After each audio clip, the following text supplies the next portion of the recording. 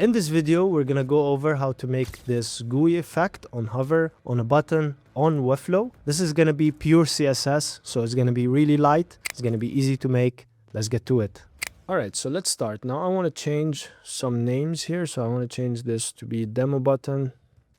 And I wanna wrap this in a div block. So I'm gonna wrap it in a div block. I'm gonna call this div block button container.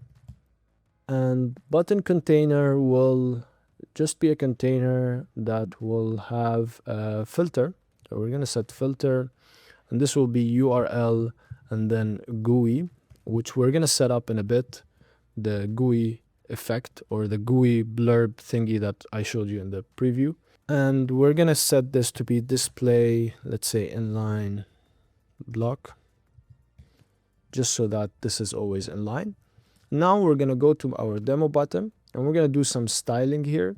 I wanna remove this top and bottom padding, and I wanna give this a height instead, because we're gonna have this circle inside. We don't want the padding to affect the animation. I wanna give it more padding on the right, say, let's say 44 pixels divided by 16, so it's around 2.75 frames. Also, I wanna change this to rams because I really don't like having pixels and rams mixed up. So let's just use rams for this video. Now, next, I wanna set this demo button to be relative, and then we want to set some transition styles. So let's set some transition styles. Now I have a transition ease that I've set up. So let me bring that up.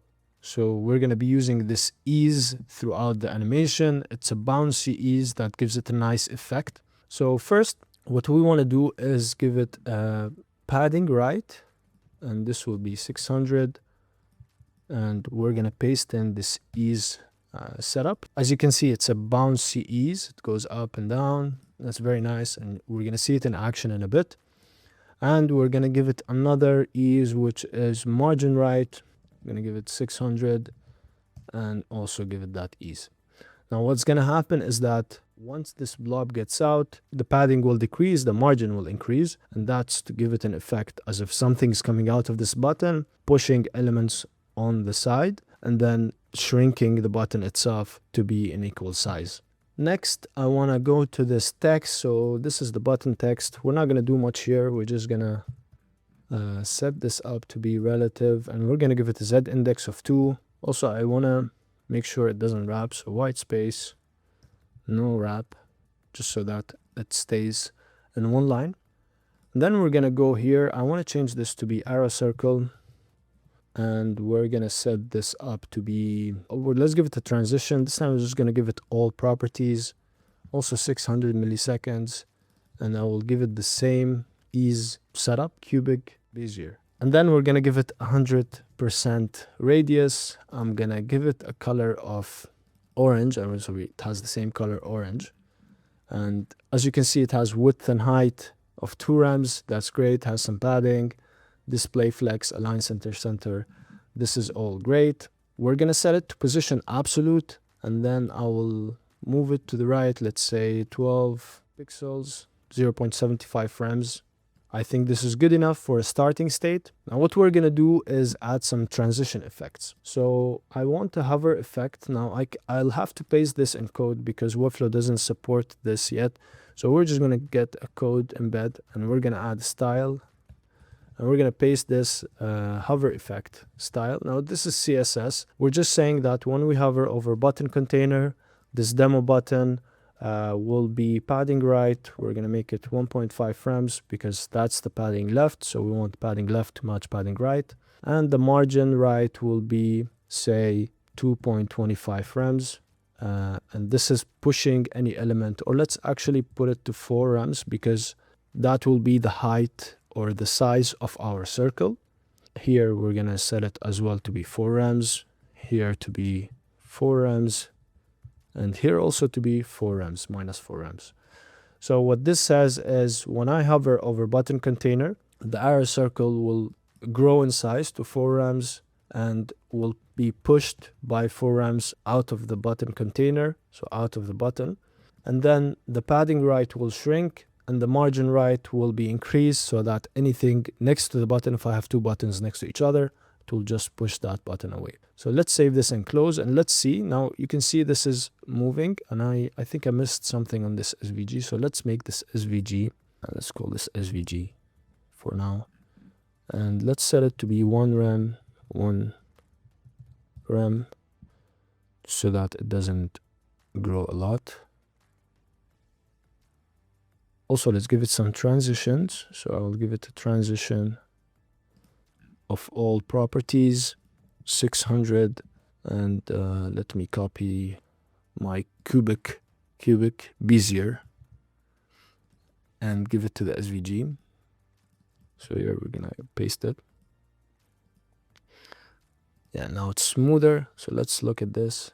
Okay, so now it's just getting out. It's great.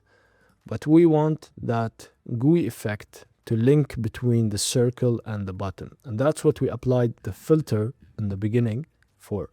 So this is going to be a SVG. First, let me just write this to be CSS hover effect, just for organization purposes. So I have my code organized. And I can actually put this in the top of the page. So if I have more buttons, it just affects all of them. And then inside this, I want to have the Gooey effect. Now I can also have this on top of the page. So let's add another code block. So this code, this will be the SVG of the Gooey. Now the Gooey is just an SVG that we pull up whenever we hover on the button as a filter. So as you can see, it has some like a mix of blur and color matrix to give it that effect of linkage. And you can adjust these, especially the standard deviation. Let's say if I put the standard deviation to something high, it has this. Now if we hover here, you can see it has this linkage, and this is the standard deviation. Now it's set up to 8, so it's a bit tall. You can let's bring this up here. Let's call this Gooey filter SVG, and if we go back here, we can set this up to, let's say, 6. You can see it's getting less, and we can set this up to 4 as it was in the beginning. So 4 is nice, or maybe 5. Actually 4 is nice because you can see it gets out, so it kind of disconnects and then connects itself in this bouncy effect, which is really nice, very Gooey like. Yeah, this is super nice. So we're going to do this, and you can do this with other buttons. So now let's say if I make this into a component, button main, say we call it button main, and we can copy this here instead of this one. Just going to remove this one, and we're going to set this to be secondary. So I'm going to add another variant to be secondary, and then this secondary will have say we're going to set this to be white and this to be white as well, so that if we set this secondary, we have this Gooey button white. Of course, we can set this up however we like. This is looking good. I'm going to leave this in the description below. You guys can clone it. You guys can play around with it and share with me what you make out of it. I would love to see what you guys do with this Gooey effect. Or if you make further animations similar to this, I would also love to learn from you.